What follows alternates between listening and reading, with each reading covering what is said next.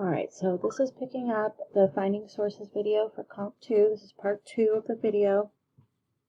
And what I did what I mostly did in the first video was talk about the steps leading up to actually finding evidence. So I just kind of wanted to review because, this is stuff we would have learned in Comp 1 and, just kind of reminding ourselves of that process. So we've planned, and now it's time to start looking for some sources, right, to support us. So some things to think about. Of course, my notes in this video are not a substitute for reading thoroughly the chapter. So I'm just going to kind of think about, ask you guys to think about a few highlights.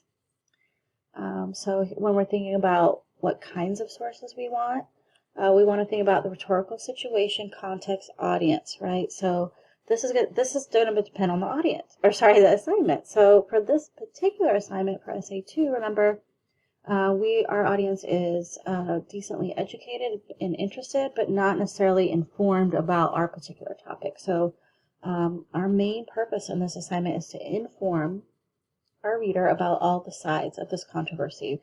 It is not to persuade.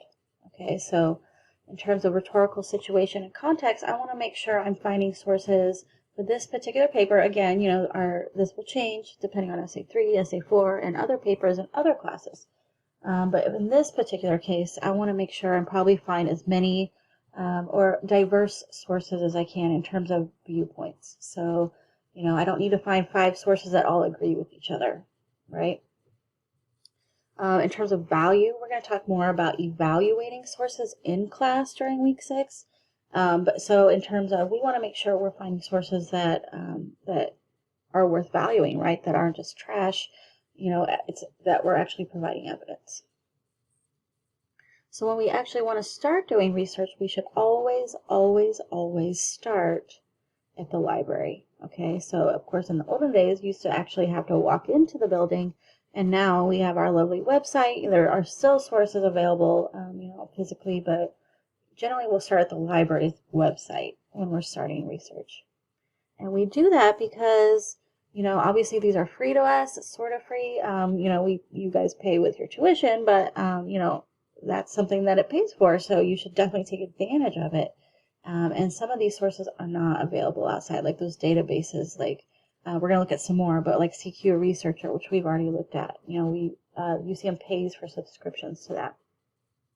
But also because the librarians, have gone through the sources. So anything that's available through the library has been looked over by a librarian. So that's something we just don't have to do that step, right? Because we know at the very least they're credible in that sense.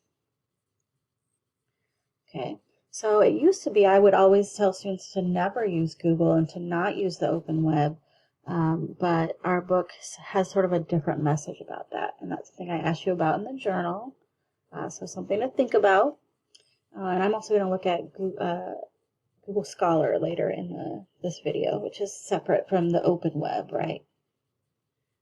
But yeah, so if we do use the open web, we want to, we're going to have to do a lot more work in terms of filtering through those. Okay, and so it's not as efficient.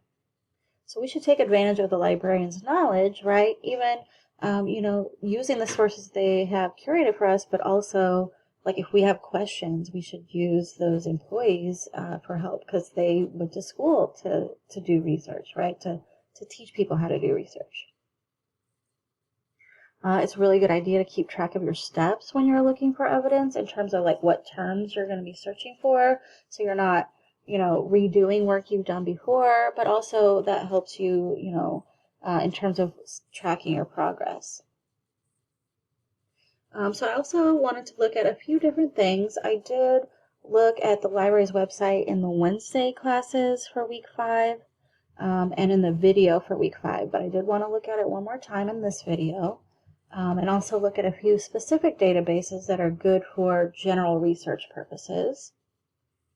Again, I wanted to look at Google Scholar, and then we'll talk about the library scavenger hunt. So I'm here at the library's website, which again is library.ucmo.edu, and there's also a link just from our homepage and in our Blackboard course. And this large search bar is kind of similar in feel to a Google search, but of course we'll access the library material. So I'm going to pick a topic that I talked about in the part 1 video, which is the Electoral College. So I want to think about or start looking for viewpoints on the Electoral College. Okay. You know, a lot of stuff is going to come up that's informational. So I might start to filter my sources. So we can filter by resource type, right? So books versus journals, etc. Are they available online, or do I have to go physically to the library to get them? Publication date is another big one because I want to find a recent controversy. So I want to see what people are saying very currently. So I told you guys a year, but I'm going to go ahead and put 2019 just because we did just start 2021. So I'm going to go ahead and refine by that, but I also want to come back up here and do newspaper articles just because those are going to be more likely to have like opinion articles. Okay. So here, fix the Electoral College or scrap it. Looks like a good source. So I'm going to pin that for now. That's a way to kind of keep track of sources we're looking at. And I'm just going to go through this list and pick out ones that look interesting and then start to browse them or start to scan them and think about, you know, which ones will be fruitful and get some ideas in terms of search terms or different viewpoints. Now, when I search in this big search bar right now, it searches everything that is owned by the library, and that might be good or bad. Again, you know, even though I've filtered my results, I'm still at 10,000, and that's a lot. And so what we might do is go to a specific database, right, to narrow that search. So but coming back here, some of these will be from some of the databases, right, but I can narrow it and just search one database at a time, and that can make my, you know, my search more manageable. So let me show that list again. Here's that list of good general subject databases: Academic Search Complete, ProQuest Central, JSTOR, Explora. Be sure to use the general research one. There's a few different ones, and that one's obviously good for general research. And then the Wiley Online Library. So I'm going to model doing a search on ProQuest Central. So let me switch over to that. So I clicked on the Browse Databases link, which brought me to a new window with a list of databases. So for ProQuest, I'll go to ProQuest Central, and there are also a few ProQuests, but this one is, again, a good general subject one. So it's logging me in. And again, usually, now that we're on that single sign-on for UCM, it should automatically log you in, but if it ever asks you for a login, it's just the same as our UCM. So here I am in ProQuest Central, so I'll keep going with my Electoral College idea. I don't know why I keep saying edit. I think it's because it's editorial. It sounds like editorial. So Electoral College. So here's another way I can start looking for sources. And almost over 300,000 results. So again, just like with the general search, I can narrow it, right? Years, again, is going to be a big want, you know, like definitely something we want to do. Peer reviewed, thinking about have people looked over this person's work. That's what peer review means, just like what we do. Definitely want to maybe do full text. That makes my job a little easier in terms of I can access it directly. You guys are so lucky to have research, to be doing research in the modern age. I can't even tell you. Right, so just similar ways I'll start looking for, you know, opinions. This one actually right here looks like maybe something I could do, because I might want to bring in, and you guys might want to bring in like one context source, so some facts about, in this case, Electoral College, right? What is it?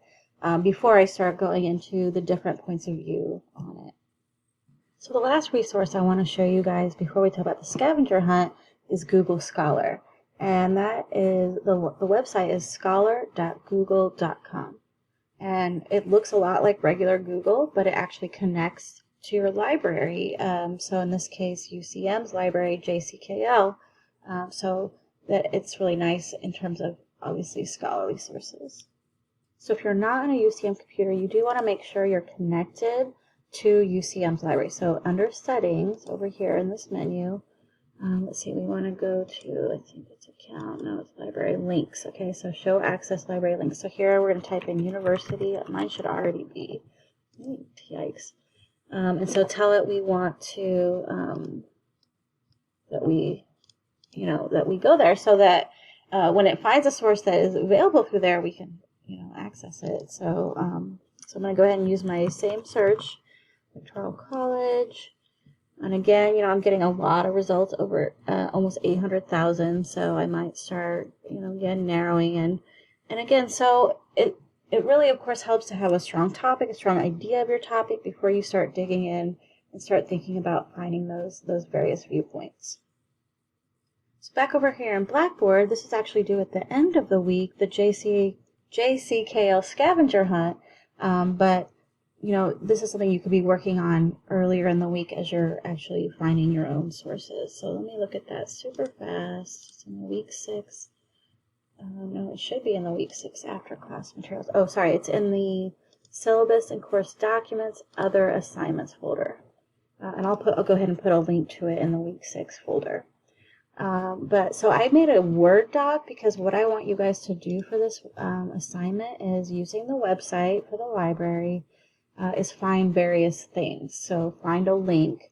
Most of them are links. One of them is find the library hours for a specific date. There's one that doesn't require you to type on this document. And you can type this in Word or you can transfer it to a Google Doc. But remember to transfer it out of Google Docs back to Word before you upload it, just because of Blackboard is a stinker. But number 2 is a little bit different. For that one, I want you to actually find a PDF and download it and then upload it into Blackboard. So you're going to upload 2 documents for this assignment. And I'm going to make sure that the link shows that when you turn it in. And that link will be in the week 6 after class folder. And again, I'll also put a link to the assignment sheet in there or just attach it to that assignment. So far in these 2 videos, I've talked about planning a research paper, finding research for that paper. I've modeled some ways to find topics and find sources.